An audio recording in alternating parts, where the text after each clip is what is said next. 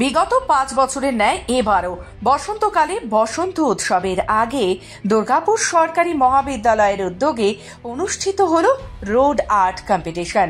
মঙ্গলবার সকাল থেকে রোড আর্ট কম্পিটিশনে দুর্গাপুর সরকারি মহাবিদ্যালয়ের 17টি বিভাগ সহ এনসিসি ও এনএসএস বিভাগের প্রায় 200 জন ছাত্রছাত্রী অংশগ্রহণ করে।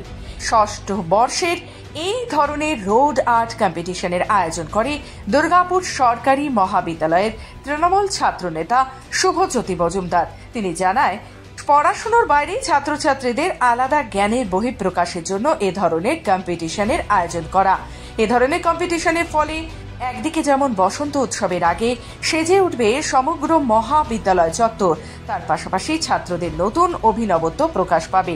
রোড আর্ট কম্পিটিশনে প্রথম 9টি বিভাগকে তাদের সৌন্দর্য, পরিচ্ছন্নতা ও অভিনবত্বের বিচারে পুরস্কৃত করা হবে।